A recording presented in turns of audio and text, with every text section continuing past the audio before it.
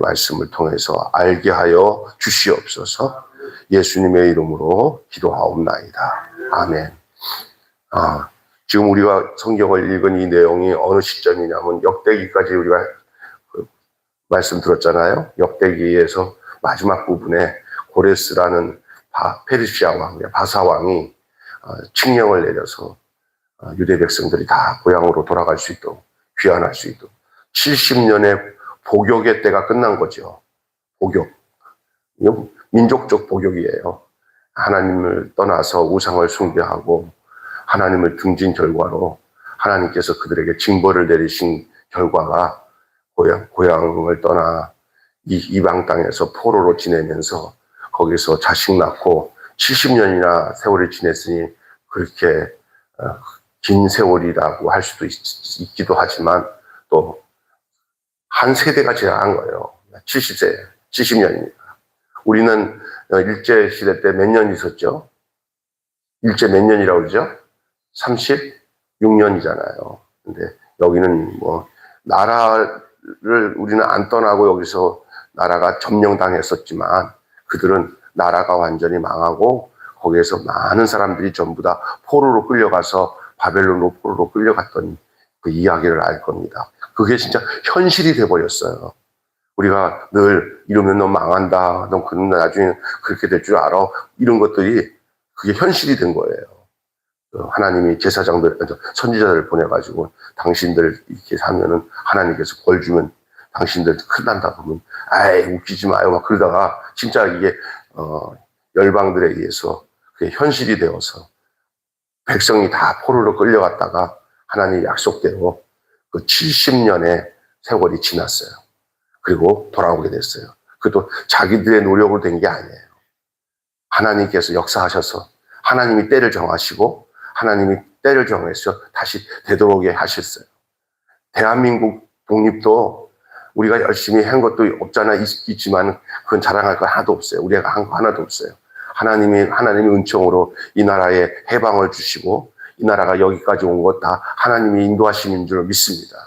여기에 인간이 내가 잘했다, 어떤 대통령이 잘했다, 그건 말할 구석 없어요. 우리나라는 사실은. 전체 하나님의 은총이고 이만큼 살게 인도하시고 우리가 믿음 생활한 것도 그래요. 여러분 개인도 그럴 거예요. 아마 돌아보세요. 여러분이 잘나서 여기까지 왔다고 생각하면 어불성설입니다. 그렇죠? 하나님의 은혜예요. 애들 어떻게 키워냈어요? 사모님. 네? 어떻게 키워냈어요? 우리 주사님 어떻게 이렇게 모진 세월 그 남편 모시고 잘 살아왔어요? 앞으로 이 장로님인데. 참나, 좀 사연이 없는 사람이 없어요. 들어보면요. 이런 결론이 나와요. 하나님의 은혜로 여기까지 왔고요. 앞으로도 하나님의 은혜 밖에는 기댈 것이 없습니다. 라는 고백밖에 나오지 않습니다. 이스라엘 민족이 그런 거예요, 지금. 우리는 예레미야, 그리고 열왕기, 역대하 이쪽을 쭉 우리가 성경 묵상을 해 왔어요. 오면서 어디까지 이러냐. 예레미야가 그렇게 말하던 너희들이 바벨론에게 항복하라. 항복하지 않으면 안 된다고 얘기를 했는데 예레미야를 매국노 취급하죠. 가짜 선지자들이. 결국은 하나님 뜻대로 그들이 포로로 갔어요. 포로로 끌려갈 수밖에 없었던 게 뭔지 알아요? 하나님의 방법이 이들이 포로로 끌려가서 나라를 잃어봐야 제정신 차리고 돌아올 거라는 것을 하나님은 아셨어요. 하나님이 그들을 버린 겁니까? 아니면 정신 차리기 위해서 그들을 인도하신 겁니까? 정신 차리기 인도하는 거예요. 예수 믿는 사람들은 어떤 어려움이 생겼을 때 이거 늘 그렇지는 않지만 늘 생각할 거는 뭐냐면 나와 하나님의 관계를 잘 생각해야 돼요. 세상 사람들은 그런 거 안 해요. 우리는 어떤 병고가 생겨서 너무 안일하게 지내다가 갑자기 병고가 생길 때 너무 그래도 안 되지만 그러나 그런 생각을 한다는 게 하나님과 관계를 맺은 사람의 생각이에요. 돌아보니까 내가 하나님 앞에 잘못했구나. 너무 안일하게 지냈구나. 그런 걸 그때 깨달아요. 그럼 우리가 뭐 해요? 하나님 앞에. 하나님, 내가 있잖아요. 하나님, 다시는 그렇게 안 하겠습니다. 하나님 보실 때 그럴 것 같아. 하나님 보시기. 그러면 하나님, 잽싸게 하나님 제자리로 돌려주셔요. 믿습니까? 그리고 난 뒤에 그 다음에 우리의 행동을 보셔요. 그렇게 하나, 안 하나. 아유, 하나님 꼭 이런 방법을 써야 됩니까? 하나님 쓰고 싶어서 쓰는 게 아니에요. 다 누구 때문에 그래요? 나 땜시 그래요. 나 땜시. 내가 그렇게 모질고 못되기 때문에 하나님은 그냥 좋게 말할 때 잘 들었으면 그런 일 하나도 안 생길 텐데 아무리 얘기해도 안 들으니까 우상 섬기지 말라고 하면 우상 안 섬기면 되는데 그냥 역사적인 사명을 띠고 우상을 섬기니까 하나님이 할 수 없이 네가 집 떠나서 가봐야 집이 좋은 줄 알고 네가 그러겠지 하고 하나님이 70년 동안 이방에서 포로로 있으면서 이 포로로 있으면서 나타난 선지자들이 있어요. 그러니까 여러분 이 구약 뒷부분에 쭉 역사서를 보면서 이 세 가지를 알아야 돼요. 포로 전 선지자. 포로 전 선지자들은 에레미야와 이사야예요. 뭐냐면 하나님 내게 이렇게 말씀인데 너희들 일하면 하나님께 벌 준다. 정신 차려라. 이런 사람들이에요. 포로 중 선지자. 포로 생활 속에서 이제 하나님의 말씀을 생각하면서 자기 고향을 생각하면서 모지게 고통을 당하면서도 하나님의 지혜와 축복으로 그곳에서 총리 대신도 되고 장관도 되고 그러면서 하나님의 역사의 무용담 같은 얘기가 막 그려지는 것들이 누구냐. 그리고 계시를 받아갖고 앞날에 대한 이야기들을 계속 풀어나가는 에스겔. 그 다음에 또 포로 중에 국무총리가 되고 장관이 된 다니엘과 사드락과 메삭과 아벤노고 이게 다 포로 중의 이야기예요. 엘리야는 포로 전이에요. 엘리사도. 자, 그러면 포로 후의 선지자가 누구냐? 포로 후의 선지자. 포로 후의 선지자는 학계. 돌아와서 성전을 짓자 하는 게 학계 아니에요. 학계. 여기 자세히 보면요. 포로 전과 포로 중을 같이 갖고 있는 사람이 있어요. 포로 전에도 있었지만 좀 오래 살아가지고 포로 중에까지 접해 있는 사람이 있고 어떤 사람은 포로 중에 있다가 포로 후까지 간 사람도 있고 이래요. 선지자들을. 그 시기를 잘 알고 성경을 읽으시면 그때 배경을 어렵게 들어오게 되는 거예요. 알게 되는 거예요. 오늘 이 에스라는 누구냐면은 율법사이면서도 당시에 이 고레스가 있었던 시대에 그 바사 시대에 아주 유능한 학자요, 정치가며 관원이고 아주 훌륭한 선생이에요. 이 사람은 그 고레스가 총애할 수밖에 없던 사람입니다. 근데 그 출신이 어떤 사람입니까? 유대인이에요. 다시 말해서 포로로 끌려온 사람이란 말이에요. 이 에스라는 이 국난의 시기에 이 어려운 포로 귀환 시기에 정말로 쓰임을 받는 그런 사람이에요. 이 지금 역사서는 누가 기록한 거냐? 바로 학사 에스라가 기록한 거예요. 그래서 에스라를 보고 학사라고 하는 거예요. 학사. 예, 굉장히 똑똑한 사람입니다. 예, 나중에 이제 에스라가 막 성경을 그 율법을 얼마나 잘 풀어서 계속 가르쳤는지 이스라엘 백성들의 영적 말씀으로 인해서 영적 부운동이 누구를 통해서 이루어지나 에스라를 통해 이루어져요. 그래서 우리 주변에 보면은 이렇게 신학교 이름들 중에 에스라 성경연구원, 에스라 뭐 이렇게 많이 나와요. 예? 그게 에스라가 그런 사람이기 때문에 그래요. 여기까지만 소두에 좀 말씀드리고요. 오늘 말씀은 이렇습니다. 그렇기 때문에 여러분이 이제 이스라엘 백성들의 여정을 보면서 오늘 우리 뭐를 거기서 찾냐면요. 우리 교회 공동체, 특별히 교회 공동체의 모습이 이스라엘 백성들의 움직임과 흐름과 함께 가야 돼요. 그것을 통해서 오늘 우리가 어떤가? 우리가 이 구약 성경에 나오는 이런 역사서 이야기를 통해서 우리 교회 공동체의 역사의 흐름을 우리가 다 눈여겨보면서 우리는 어느 지점에 와 있고 우리는 어떤 마음을 가지고 이들에게서 본받을 점이 무엇이고 하나님이 저들을 역사하셨을 때 어떻게 인도하신 것처럼 우리도 우리 교회 공동체도 유대 백성들을 인도하신 것처럼 우리에게 이렇게 인도하시는구나. 우리가 이럴 때 이렇게 다짐을 하고 이렇게 살아야지 하는 것들을 찾아내서 함께 이 말씀을 깊이 묵상하고 그것을 오늘의 우리의 말씀으로 귀를 열어 들을 수 있는 저와 여러분이 되기를 바랍니다. 그게 오늘 그거예요. 따라서 새로운 공동체의 미래, 새로운 공동체의 미래. 제목이 그렇습니다. 무슨 얘기입니까? 이거는 지금 새로운 공동체가 됐죠. 왜? 저쪽에 있던 애들이 이쪽에 온 거예요. 이제 다시 말해서 포로로 있던 사람들이 이제 얼로 돌아온 거예요. 고국으로, 고향으로 돌아온 거예요. 그들에게 있어서는 그들은 이제는 어떤 공동체가 돼야 돼요? 새로운 공동체가 돼요. 옛날 바벨론에 살던 그런 의식 가지고 살면 안 돼요. 바벨론에서 그냥 쭉 자리 피고 난데, 야, 고향 끝났다. 이제 여기서 자리 잡고 잘 사는데 뭐, 우리 여기서 정말 출세했지 않냐. 여기 와서, 우리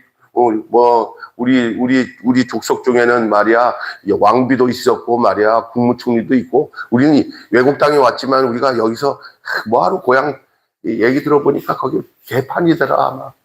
우리 고향 땅에 엉뚱한 놈이 들어와갖고 거기서 밥 깔고 뭐 하면서 아유 거기 가서 뭐 하냐? 아유 여기가 좋다. 우리 여기서 이 동네에 와서 출세했잖냐? 미국 가서 출세했잖냐? 뭐하러 대한민국 돌아가냐? 그런 거예요 지금. 그런데 그런 걸 가고 싶어서도 갈 수 없었던 것이 옛날이었지만 지금은 그냥 고레스가 그냥 길을 팍 열어놨어요. 열어놓을 뿐만 아니야. 니들 간다면은 내가 저 뒤에서 후원해주고 필요한 물자도 다 대준다. 이런 상황이에요.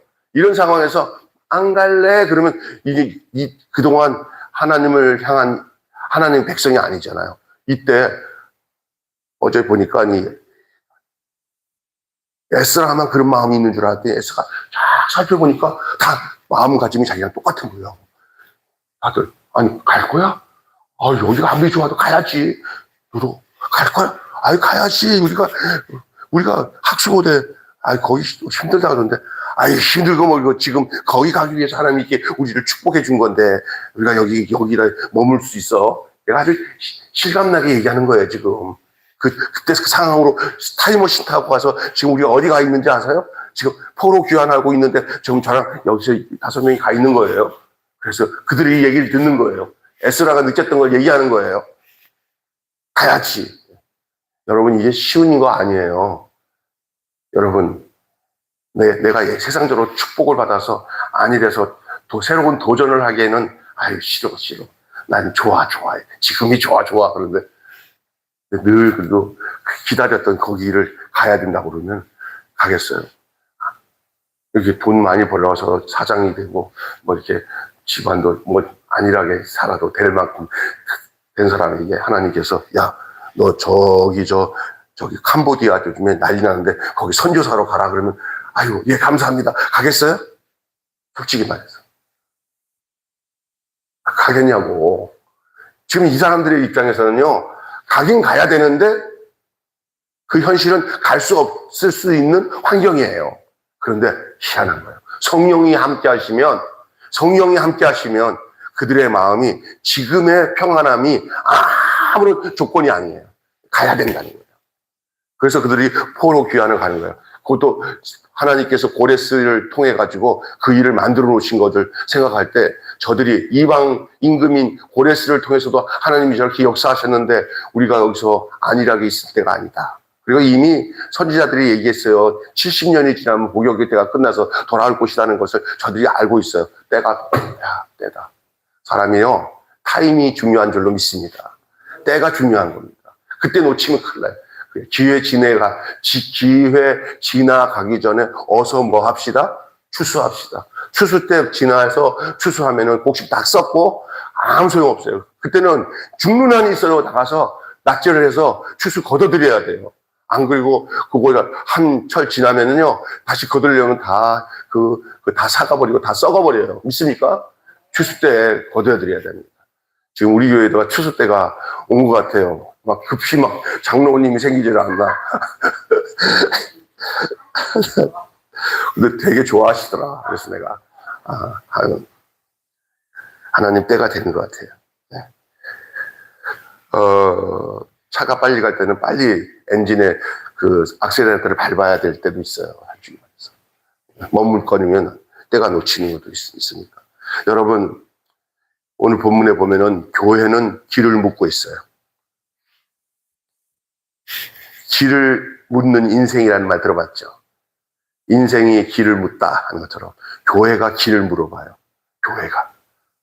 한 사람이 되어서 교회가 누구에게 어디로 가면 좋겠습니까? 하고 길을 묻는 거예요. 여러분 인생의 길을 물어본 적 있어요? 교회가 그 길을 묻고 있습니다. 정체와 쇠약에서 벗어나 견고하고 깊은 뿌리를 내리기 위해 방향을 모색하고 있습니다. 어떻게 해야 되는 것이 정말 하나님 뜻에 합당한 것인가? 여러분 이런 갈등을 느낀 적 많을 겁니다. 특별히 어떤 새로운 삶을 시작하고 결단을 갖기 위해서 막 고민 중에 있는 사람들에게는 이런 번뇌들이 있어요. 내가 할 것인가 말 것인가 이런 것. 길을 묻는 거예요. 하나님 어느 길로 가는 것이 옳습니까? 안일해서 일어나 타성과 진부함을 벗어버리고 새 출발을 하기 위해 돌파구를 찾아야 되는 거예요. 그래서 좀 어렵고 힘들고 가면은 해야 할 일도 많고 그런 대가를 지불하지 않고 편하게 살려고 하는 사람들에게는 그것들이 굉장히 무겁게 다가가고 무섭게 다가올 수 있지만 그러나 새로운 개척 정신을 가지고 나가는 사람들은 그것이 하나님의 뜻 가운데 있어서 모든 것들을 다 뒤로 하고 내가 여기 있고 많이 가지고 있고 쌓아놨다 하더라도 그게 무슨 문제냐. 하나님 나라 가는 것이 문제지. 세상이 좋은 사람은 저 하나님 나라의 일에 대한 이런 적극성이 마음에 안 나타나요. 그래도 다 버려도 저 천국을 소망하겠다 하는 마음을 가진 사람들은 그 짐 싸들고 나가요. 우리 교회 처음에 개척할 때 큰 교회에서 따박따박 뭐 월급도 나오고 어렵지 않을 때 애들이 고등학교 2학년, 3학년, 중학교 그러니까 애들이 상당히 힘들죠. 아빠가 개척 안 하면 안 돼. 솔직히 그런 얘기 하더라고요. 우리 큰딸은 막 나한테 막 울면서 아빠 나 고3이야. 네가 뭘 안 해. 걱정하지 마. 교회 안 나와도 내가 뭐라고 안 할게. 그런데 우리 둘째 딸 주실이는 아빠 인생은 밑에 있으면 안 돼. 아빠가 리더가 돼가지고 자그마한 교회라도 아빠가 야싸 하고 나가야 하나님이 도와주지. 막 그러면서 오빠 내가 도울 수 있을 만큼 도와줄게. 말을 그렇게 하는 얼마나 이쁜지 몰라요. 근데 처음에 개척할 때 전도를 제가 다 해왔어요. 친구들 덕원중학교 애들 막 그냥 또 저기 어디야 저기 개봉동에 살던 거기서 만난 친구들 애들 다 모아가지고 거기 한 차 가갖고요 여기 6명 7명 태우고 왔더니까 여기 와서 여기 어른들 없는데 학생들만 이렇게 막 주실 친구들이 그냥 걔네들이 그냥 한동안 자리 채워줬어요. 내가 보면 참 신기해. 근데 돌아서 보니까 야 인생은 머물면 안 돼요. 요즘에 어떤 사람들 저기 부목사들 개척 안 하려고 해요. 그래서 내가 어느 날 했어요. 어쩌면은 이런 시기가 기회다.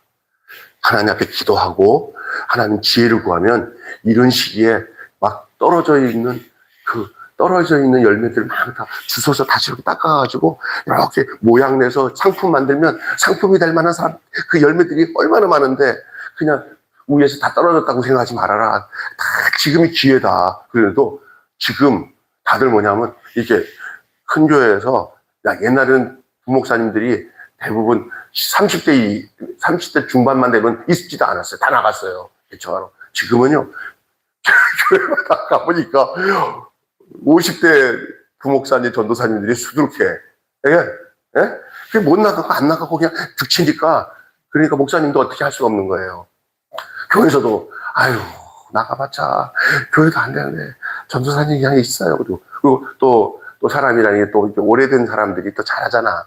또 새로 또 가서 뭐 하니까 있다 보니까 나이 60 가까이 돼갖고 부목사로 있다가 담임 목사랑 같이 그냥 은퇴하게 생겼어. 이런 게 지금 현실이에요. 뭐 교회마다 상황이 다를 때는 같이 가야죠. 필요에 따라. 그런데 지금 그런 현실이에요. 안 나가려고 그래요. 연말 되면 서로 부목사들이 눈치 보는 거예요. 누가 낙점돼서 내보낼까 해갖고 걱정되는 거예요. 그래서 장로님들 눈 피하고 목사님 눈 피해서 돌아다니냐고 정신없대. 목사님, 이 목사님 내보내죠. 그럼 그때부터 이제 막 바바바 떠는 거예요. 그렇게, 그런 걸 내가 듣고는, 아유, 그거면 오늘 이 말씀에 보면 그게 아니에요, 이 교회를. 나는 있잖아요. 사실 요즘이 기회예요. 요즘에도 제 친구 목사 아들이 교회를 개척했대요. 31살인가 2살인데. 저도 딱 보니까 눈이 반짝반짝 빛나. 그들이 뭐라요? 목사님, 지금이 기회라고 하나님 말씀하셨어요. 이러더라고. 그 두뇌가. 우리 윤효기 목사님 아들이 교회 개척한다고 그런 얘기 하더니. 참. 여러분, 이게 뭐야? 따라서 합시다. 안정보다 믿음을 택하라. 예, 안정을 택하다 보면 끝없이 안정감을 찾아요. 여러분, 절대 안정을 취하는 사람들은 큰일 못해요. 우리 집사람이 나한테 이런 거예요. 아유, 생긴 거는 그냥 이렇게 그냥 둠치는 건데 이렇게 크게 못하는 거 보면은 도전을 못한대 나보고. 맞는 것 같아. 내 친구 같은 경우 내 아는 유약해 보이는데 뭐가 보면 그냥 도전을 많이 해요. 뭐 세상 도전이 아니라 어떤 결단력이라요. 그러니까 아니라면 이 정도도 좋지 이건 아닌 것 같아. 나도 여기서 벗어나야 된다 생각을 해. 때로는 욕심이 아니고 하나님을 위한 비전이라면은 쳐서 이렇게 믿음을 택하는 게 중요해요. 이 정도면 괜찮다 그러면 안 되는 거예요. 아이고 이거 지하 교회면 좋겠는데 뭐 좋아 이러면 안 돼. 위로 올라갑시다. 또 뭐야 에레베이터 타고 올라갑시다. 할렐루야. 그런 도전이 필요한 줄로 믿습니다. 자, 그래서 포로로 돌아온 이들의 명단이 5절부터 해서 60절까지 쫙 다 나왔어. 그거 지금 계속 읽으면 똑같은 이름만 바뀌었지 몇 명이고 그런 거가 넘어간 거예요. 네? 그리고 대부분 바벨론에서 태어나서 성장해갖고 그곳의 문화에 익숙해져서 이 사람들은 이미 유대인 체질이 아니에요. 완전히 거기서 살아서 자기 아버지나 할머니나 그 유대에 대한 얘기를, 고향에 대한 얘기를 알지. 자기들은 거기서 태어났으니까 이게 이제 한국 사람, 베트남 애가 한국에 와서 태어났어. 엄마가 베트남 사람인데. 네, 베트남에 가보지도 않았어. 어릴 때부터 어디서 살았어. 한국에 살았어. 그러니까 걔가 생긴 건 베트남이니까, 야, 나 베트남 말 해봐니까. 나 못해.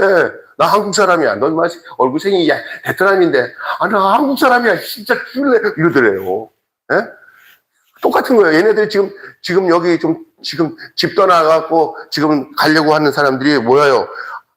자기들의 안정감은 말이나 삶이 어디가 더 안정감 있겠어요. 지금 바벨론이 더 편해요. 바벨론. 오늘 이 세상에 살아가는 많은 젊은이들을 교회보다 세상이 더 좋다고 그래요. 네? 세상 문화가 훨씬 더 그들에게 젖어들어 있어서 우리는 어렸을 때 기독교 문화 속에서 살았어요. 주일학교 때 여름 성경학교, 겨울 성경학교, 또 교회에서 이러다 보니까 그게 아무것도 아닌 것 같지만 그게 얼마나 우리 박남수 목사님이 여기서 목사님이 된 것 간증 들어보니까 어렸을 때 그래도 믿지 않는 집안에서 그냥 주일학교 잘 다녔지. 여기 박희봉 목사님도 얘기해 보니까 엄마 아버지 돌아가시고 난 뒤에 할머니 밑에서 그 위로해 줄 거는 어디밖에 없었어요. 주일학교. 그래서 자기가 연극하면서 그 고아 역할을 맡는데 할머니, 자기가 똑같은 역할을 한대요. 할머니, 나 엄마 보고 싶어. 근데 진짜 엄마 보고 싶다는 식으로 눈물을 더 흘리니까 모두가 다 은혜를 받았다. 그런 얘기를 하더라고. 그렇게 문화를 하다 보니까 지금 와서 목사님이 돼가지고 금문방 하면서 장로 생활 하다가, 에라, 다 때려치자. 돈 잘 벌면 뭐 하냐. 나 하나님 복음 전한다 하고 다니면서 요즘에 막 전국적으로 다니면서 할머니들 모임 돼갖고, 전국 가는 약도! 이러면서 다니잖아요. 행복해요. 그게 얼마나 행복합니까? 이 도전 안 하면 아무것도 못해요. 세상 안일함에 빠져 있으면 안 되고, 믿음으로 깨어서 움직이고 도전해야 되는 것이죠. 믿음을 택한 것이죠. 저들은 지금 드디어 이제 움직이기 시작하는 거예요. 네. 귀환을 위해서 삶의 터전을 떠납니다. 귀환을. 바벨론에서 귀환하고 고향으로 돌아가기 위해서 삶의 타전을 떠납니다. 쉽지 않은 일이지만, 그러나 무너진 공동체는 떠난 자들의 몫이에요. 무너진 공동체를 다시 재건하는 것은 그 삶의 터전에서 떠나서 그곳으로 돌아온 자들의 몫인 줄로 믿습니다. 아멘. 그들이 돌아와야 그 나라가 다시 세워지는 거예요.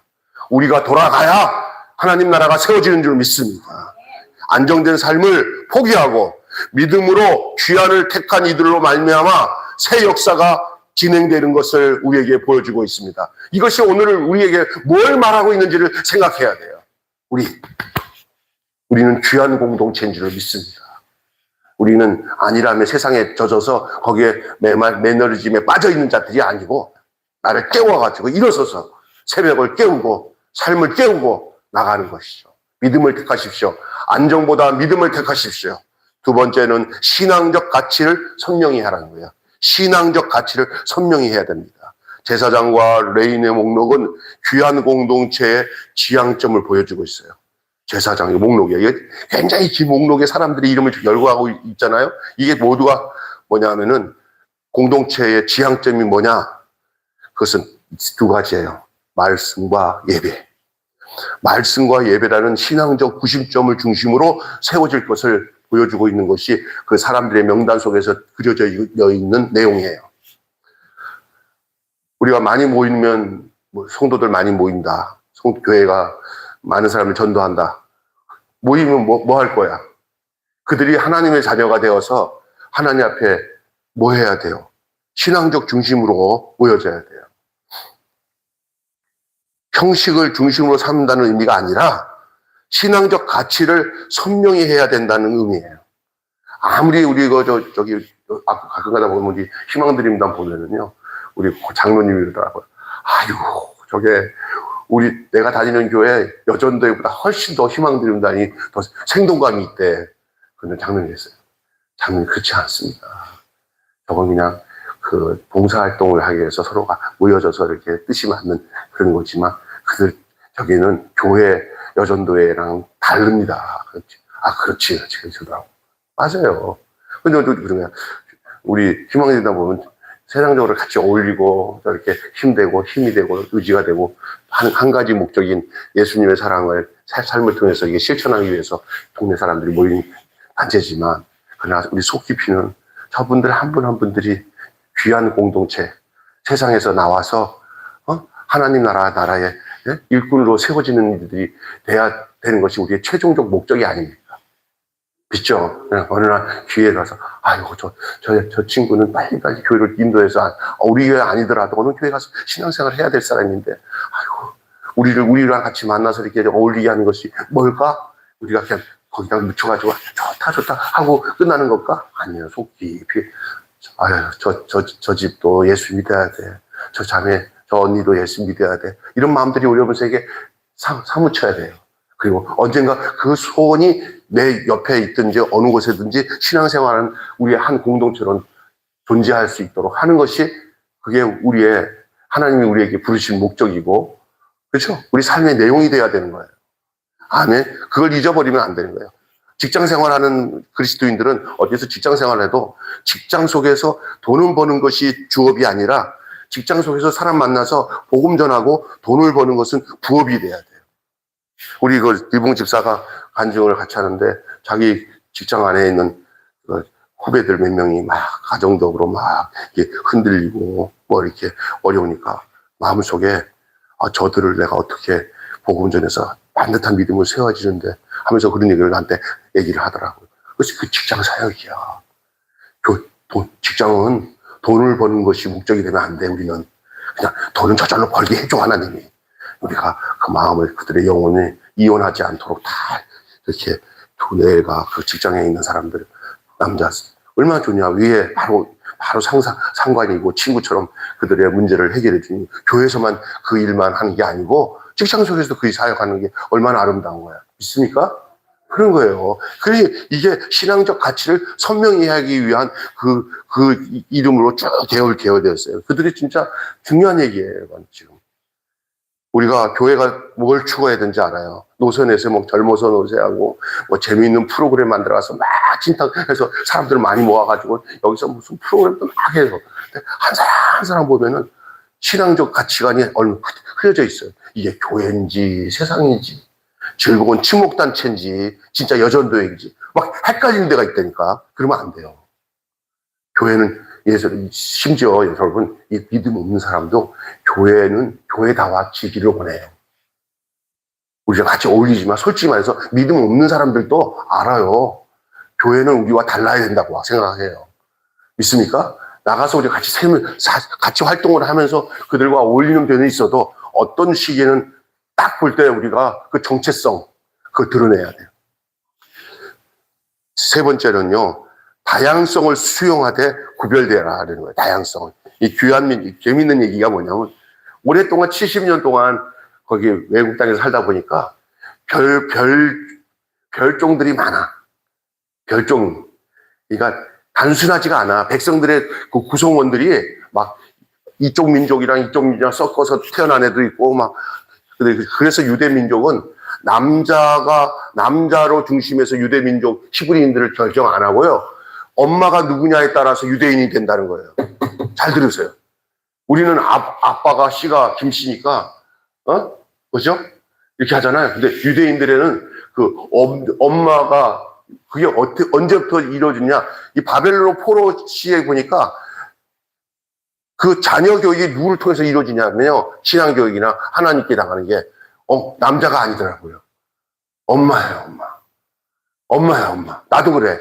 그러니까 엄마야. 대부분 그래. 우리 재원이가 그렇게 보면은 내 영향 안 받아. 그래서 보니까 나는 2순위야. 우리 집사람이 1순위야. 전화를 해가지고 뭘 하보면. 그래서 내가 무슨 나도 어릴 때도 똑같은데 우리 아들도 똑같겠구나. 이게 엄마야. 그래서 이런 게 있는 것 같아. 마리아, 예수님을 태어나게 하신 그 마리아가 이렇게 쫙 올라간 게 뭐냐면 성모 마리아가 마리아에게 기도해가지고 예수님께 얘기하면 듣는다. 그게 그 원리에서 나온 것 같아요. 근데 그건 좀 그것을 우리 신앙의 패턴까지 그렇게 바꾸면 안 되고. 하여간 그렇습니다. 그러니까 여러 가지 종류가 많아요. 사람들이. 그런데 다양성이 많은 거예요. 옛날보다 그 귀환하기 전에 옛날에 예루살렘에 그 유대 땅에 있을 때는 별 문제가 없어요. 그냥 이게 쭉 떠나서 이쪽 땅에 와다 보니까 막 사람들이 섞이기 시작하니까 뭐 가짜 족보가 막 나오는 거예요. 가짜 족보. 나중에 따져보니까 쟤 가짜야, 쟤는 아니야. 뭐 이런 게 막 이게 정리가 안 되면 큰일 나겠어. 그래서 그 다양성을 수용은 하는데 그걸 구별하라는 거예요. 너무 잣대를 재고 나눠버리면 아주 엉망이 되니까 이 틀을 잡아야 된다는 거죠. 귀환민 가운데 조상의 가문과 선조가 불분명한 사람들이 있었습니다. 제사장 신분이라도 성전 제의가 더럽히지 않도록 잠시 그 직무를 정지시켰어. 특별히 제사장들은 다른 사람들보다 제사장 중에 딱 보는데 출신을 보니까 아닌 것 같은데 야 일단 잠깐 우리가 아직 시간이 있으니까 들어가서 저기 성전에 들어가서 하는 건 일단 중단해. 넌 제사장 중 아니야. 딱 중단시킨 거예요. 예, 이게 굉장히 중요한 겁니다. 그렇다고 완전히 중단시킨 게 아니라 그 신원 파악을 뭐 하는 거예요? 정확하게 하는 거예요. 그렇게 하는 것이죠. 그래서 방백들도 제사장이 세워질 때까지 성물 취급을 금지시켰습니다. 다양성을 용납을 하되 또 포용을 하되 정체성만큼은 뚜렷하게 구별을 했다는 거예요. 여러분 교회가 무너질 때 어떻게 무너지는지 아세요? 조심해야 돼요. 우리가 이제 필요에 따라 빨리 진행하는 건 중요하지만 교회를 너무 질서 없이 너무 무질서하게 속성과로 모든 것을 해버리면 교회의 영향력이 약해져요. 우리나라가 문제가 어디냐면 조금만 뭐 하면은 그 믿음도 검증도 안 해보고 신앙생활 검증도 안 하고 그냥 아무나 집사님, 아무나 권사님, 아무나 장모님, 아무나 안 된다는 거예요.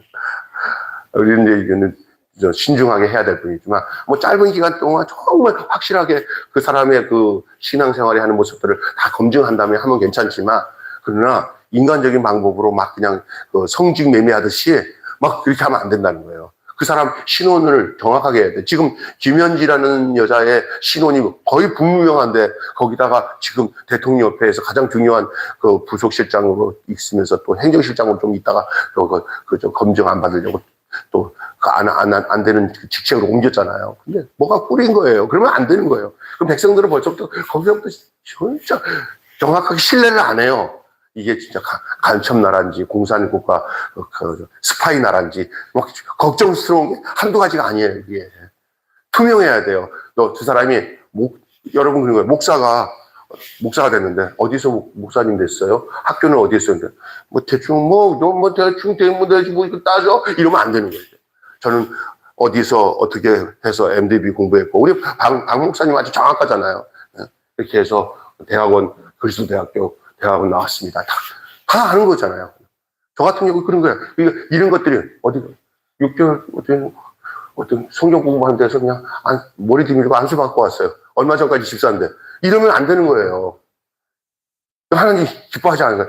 그 사람들은 또 숨겨요. 숨겨요. 안 되는 거예요. 그래서 이것은 분명히 해야 되는 거예요. 정체성. 나라 정체성도 분명해야 이 나라가 사는 줄로 믿습니다. 우리 주적이 어디입니까? 그러니 우리 주적이 북한 아닙니까? 지금 현재는 우리나라는 남북 대치가 되기 때문에 주적이 북한이 되는 게 정확하게 헌법에 나와 있는 얘기예요. 근데 장관이 된 사람이 자꾸 말을 돌려. 주적이 아니라고 생각해 볼 수도 있지. 말을 돌려. 뭐예요? 한마디로 해. 주적이 미국입니까? 그랬더니 또 말도 못해요. 이게 우리나라가 이게 지금 주적이 미국으로 갔다가 북한으로 갔다가 중국으로 갔다가 왔다 갔다 하고 있어요. 이게 뭐가 된 거예요? 정체성이 없어진 거예요. 나라가 흔들려요. 이것을 지금 얘기하고 있는 거예요. 교회는 어떻게 정체성이 어디 있어야 되냐? 오직 누구? 하나님. 또 오직 예수. 여기에 정체성이 흔들리지 않기를 주님으로 축원합니다. 성전터에 이르자 이제 저들이 귀환해갖고 성전터에 이르자 여러 족장들이 감동을 받아가지고 이 족장들이 외국에 가서 있었지만 그래도 다 자기 족장들이 가지고 있어요. 70년이니까 아직 남아있잖아요. 어르신들이죠. 어르신들이 너무 감동이 돼가지고 그들이 성전 헌물을 바치는데 이 사람들이 다 말하자면 재미 교포들이에요. 다시 말해서 바벨론 교포예요. 교포. 근데 그 중에 굉장히 우수한 가정이 된 거예요. 그 교포 시민 중에. 그러나 자기 고국 땅에 자기는 당장 못 가지만 뭘 보내는 거예요. 봉헌 예물들을 정말 온 재산 다 바치듯이 바쳐가지고 그 재물을 바치는 것이 오늘 나오는 거예요. 할렐루야. 그래서 나는 몸은 못 가지만 뭐라도 내가 가지고 이 외국 땅에서 번 돈을 내가 뭐 하겠냐. 내가 고국에 성전 짓는 데다가 바쳐야지 하고 바치기 시작한다는 장난이 아니에요. 거기다가 양, 소, 이렇게 가축까지도 엄청난 숫자가 글로 이제 이동이 되는 거예요. 대이동. 바벨론에서 고국 땅으로 사람도 가고, 물질도 가고, 재물도 가고, 성전 기물에 들었을 모든 다 가는 거예요. 그것이 오늘 나온 내용이죠. 쇠약한 하나님의 나라를 보면서도 아성 쌓기만 급급한다면 이런 일이 있을 수가 없어요. 저들 모두 이 한마음이 되어서 이 일에 동참하는 모습을 보게 되는 것이에요. 그게 새 나라, 새 백성들이 가져야 할 미래의 모습이에요. 오늘 우리의 모습이 돼야 돼요. 그 나라는 먼저 눈뜬 이들의 헌신과 수고 속에 세워진 거예요. 우리 대한민국에 세워진 이 모든 기독교적 신앙 구조가 이 하루아침에 생긴 겁니까? 얼마나 우리의 어머니 아버님들의 기도 속에서 헌신 속에서 이 나라가 세워졌잖아요. 이거를 한 방에 무너뜨리면 안 됩니다. 나쁜 놈들입니다. 그리고 이 세상에서 그냥 세상에 어울려 살면 되지 신앙생활이 중요해. 이렇게 잘못된 가치관이나 잘못된 정책성을 갖다 줘가지고 젊은 애들을 물어보면 교회를 보는 눈이 우리랑 달라요. 목사들 말이야. 돈 벌어 먹으려고 하는 것이 이렇게 생각하세요. 이 집사아들이나 장로아들도 교회를 바라보는 눈이 이렇게 하나님 중심으로 바라보지 않고 세상 마케팅이나 세상 기업체 하는 것처럼 보면서 저 목사님 능력 있더라. 그 사람은 잘하는 사람이야. 그건 이런 것만 봐. 그래서 수단이 좋아서 교회가 막 불려나가고 땅 투기해가지고 교회를 막 성장시키고 하면은 유능하고 능력 있는 자기들의 안목에서는 똑똑한 사람으로 생각합니다. 이렇게 얍삽한 머리 돌려가지고 그때그때 인지응변으로 나라 정치도 하는 사람들이 있어요. 이재명 대통령이 그런 면에 아주 유능한 사람이에요. 그러니까 세상 사람들의 구미에 이재명 대통령이 맞아 들어가요. 그러니까 요즘에 본 모습이, 외국 정상들이라고 하는 데서 보면 아주, 때를 만난 사람처럼 아주 그냥 그 일을 잘 해내는 거 보면은 다들 하는 소리가 전에 있던 대통령들 아니라 요 시기에 이재명 대통령이 되니까 잘 해내는 것 같다. 이렇게 평가하는 사람들도 있어요. 네? 그런데 그것이 하나님이 보시는 측면에서 지금 교회를 탄압하고, 목사님들 중에서 자기를 좀 반대하는 사람들을 감옥에 집어넣고 하는 면에서 볼 때는요, 정말 무서운 현실이라는 사실을 우리는 느낄 수 있어요. 이것들 잘 분별해야 되고요.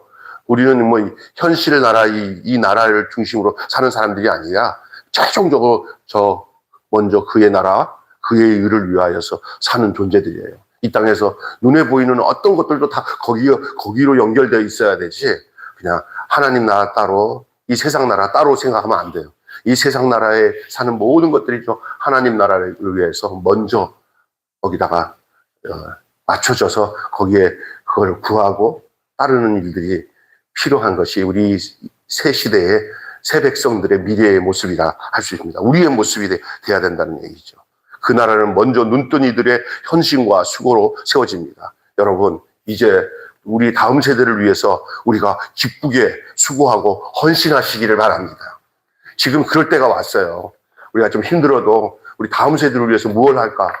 우리 교회도 좀 모이면서 나중에 서로 상의하고 교회를 위해서 발전적인 것을 위해서 기도할 때 무슨 일이 하냐? 우리 다음 세대를 위해서 우리가 어떻게 할 것인지를 서로 의논하고 하나님께 기도하고 하는 일들이 많아졌으면 좋겠다는 생각이 들어요. 우리가 이 동네가 학원가가 많은 지역인데 이제 본격적으로 다음 세대들을 위해서 우리가 해야 할 일을 한번 처음부터 첫 발걸음이지만 뛰어야 돼요. 있습니까? 그런 걸 위해서 우리가 어떻게 진행해야 될지. 어른 세대들도 어르신 세대들을 위해서 잘 공경하고 우리가 받드는 일을 또 해야 되지만 다음 세대를 위해서라도 내년부터는 적게나마 우리가 어린이 주일학교를 만들자. 또 학생부도 또 만들자. 할렐루야. 그래서 우리가 교사로 지원하자. 뭐 이런 마음들을 가지면서 뭐 큰 것부터 하려고 하지 말고 한 발자국씩. 5명도 좋다. 4명도 좋다. 그렇게 시작하자. 이런 마음들을 가지셔야 될 줄 믿습니다. 아멘. 한마디로 교회의 미래를 위한 필요한 요소에 대해서 말씀드리는데, 새로운 교회를 위해 다양성과 더불어 신앙적 가치를 선명히 하고 믿음으로 헌신하자는 것이 핵심적인 주제의 말씀의 내용이었습니다. 다시 한번 귀 기울여 들어보세요. 새로운 교회를 위해 다양성과 더불어 신앙적 가치를 선명히 하고 믿음으로 헌신하자. 기도하겠습니다. 하나님 아버지, 새로운 공동체의 미래라는 말씀으로 오늘 이스라엘 백성들이 포로에서 귀환해서 본국으로 돌아오는 이 모든 과정 속에서 이루어진 그 내용을 통해 오늘 우리의 공동체인 교회가 앞으로의 미래를 향해서 어떤 모습으로 나가야 될지 말씀해 주셔서 감사합니다.